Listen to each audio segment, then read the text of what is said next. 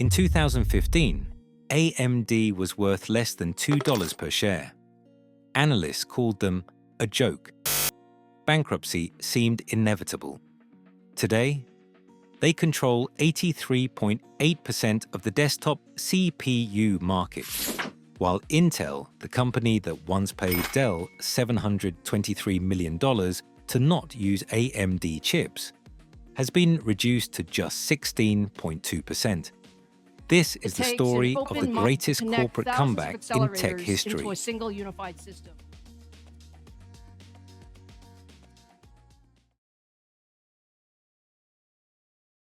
To understand how insane this comeback is, you need to know just how bad things were. By 2015, AMD was circling the drain. 4 consecutive years of losses. Revenue dropped from $5.4 billion to $4 billion. You lose. They were bleeding $7 billion in total net losses. Their stock hit $1.61. Basically, pocket change. Intel didn't just dominate them. Intel had a 9-to-1 advantage. For every 9 Intel CPUs sold, AMD sold just 1. They were so irrelevant that their market share hovered around 1%. Not 1% of the market, 1% total. And it gets worse.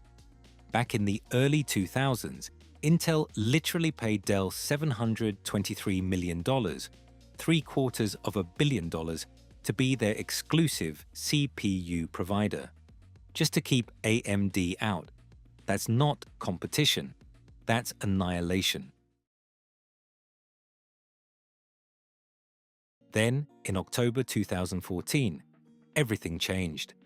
AMD appointed a new CEO, Dr. Lisa Su, MIT-trained electrical engineer, former executive at IBM and Freescale, and she walked into what most would call a suicide mission.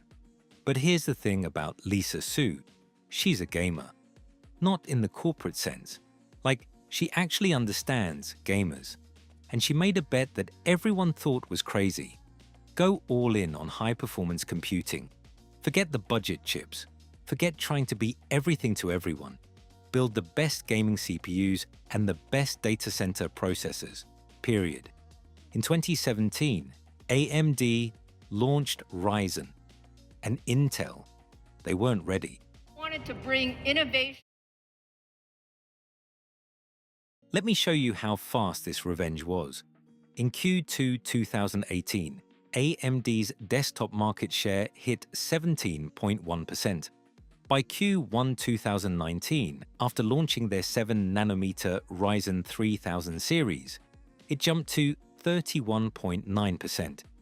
They doubled their market share in 1 year. But the real weapon was the X3D chips. The Ryzen 7800X3D and 9800X3D aren't just good gaming CPUs. They're dominant. In benchmark after benchmark, they destroy Intel's flagship chips by 30 to 35% on average. Not 5%, not 10%, 35%. The 9800X3D beats Intel's Core i9-14 900K by 30% in gaming. It beats the Core Ultra 285K by 35%. And remember, this is an 8-core chip competing against Intel's top-tier 20-core processors that cost more money. Gamers noticed. Check this out. On Amazon's bestseller list, the Ryzen 9 800X3D consistently ranks #1 for CPUs. On Steam's hardware survey, AMD CPU share crossed 40% for the first time ever. The Steam survey, the actual pulse of PC gaming, shows AMD winning. Now here's where it gets absolutely insane. As of Q4 2025, literally just a few weeks ago, AMD's desktop CPU market share hit 36.4% by units sold. But that's not even the impressive part. By revenue share, 42.6%. That means AMD isn't just selling more CPUs. They're selling the expensive ones, the premium chips, the flagship processors.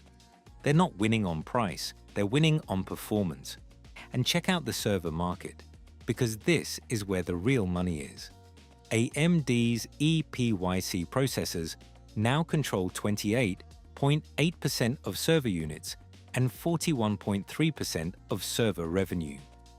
In data centers, where Intel owned this market for decades, AMD is taking 41% of the dollars. Let me repeat that. In the most profitable segment of the CPU market, AMD went from nearly 0 to 41% revenue share in less than a decade. Microsoft, Amazon, Google, they're all buying AMD EPYC chips for their data centers. But the stat that breaks the internet? PassMark benchmark data, which tracks millions of real CPU tests worldwide, shows AMD at 83.8% market share for Q4 2025. Intel, 16.2%. Intel's market share was 9-1 in 2016. Now it's AMD's turn with a 5-1 advantage. The tables haven't just turned, they've been flipped. But how did AMD actually pull this off? How do you go from bankruptcy to beating Intel at their own game? The answer is one piece of technology, 3D V-cache. Here's the simple version. Traditional CPUs have cache memory, super fast storage that sits right on the chip. The more cache you have, the faster your processor can access the data it needs. Intel was stuck at 30 to 36 megabytes of L3 cache. AMD, they literally stacked an extra 64 megabytes of cache on top of their chip. The 7800X3D has 96 megabytes total. The 9800X3D, also 96 megabytes, but with a critical upgrade. They moved the cache underneath the cores instead of on top. This solved the thermal issues and let them clock the chip higher. It's why the 9800X3D is both faster and cooler than the previous generation. This technology is AMD's nuclear weapon. Intel can't copy it easily. It requires completely different manufacturing techniques. And in gaming, cache is king. Games constantly access the same data over and over.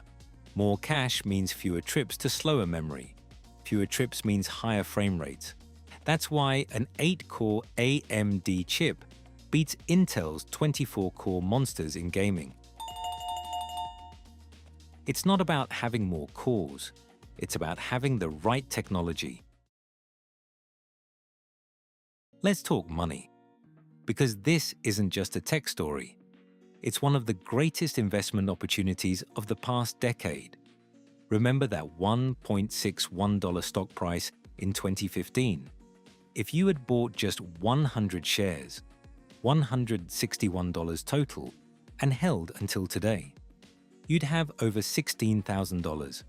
$1,000 invested would be worth over $100,000. But here's what makes this even crazier. In 2015, financial analysts were literally writing articles titled, "How Close is AMD to Bankruptcy?" The conventional wisdom was, Intel has won, AMD is finished, don't even bother. The people who made money on AMD weren't the ones following conventional wisdom. They were the ones who saw what Lisa Su was building. They recognized that Intel had become complacent. They bet on the underdog. And it wasn't just retail investors. Look at the institutional holdings. BlackRock, Vanguard, Fidelity. They all massively increased their AMD positions between 2017 and 2020. The smart money saw it coming. Today, AMD's market cap sits at over $260 billion. That's more than Intel's market cap at certain points in 2024. The student has become the master. So what happens now? Intel isn't dead. They're fighting back with their 18A manufacturing process. and their stock actually recovered 130% over the past year. AMD just secured a massive deal with OpenAI, 6 gigawatts worth of AI chips for the MI450 series, with deployment starting in 2026. They're not just dominating gaming and servers, they're going after AI, the biggest tech market of this decade. Intel's CEO recently admitted they need to regain performance and process technology leadership. Translation: we're behind, and we know it. The company that was worth $1.61 per share in 2015 is now valued at over $160, a 10,000% increase. If you invested $5,000 in AMD at the bottom, you'd have over $280,000 today. This isn't just a comeback story, it's a domination story, and it's happening right now.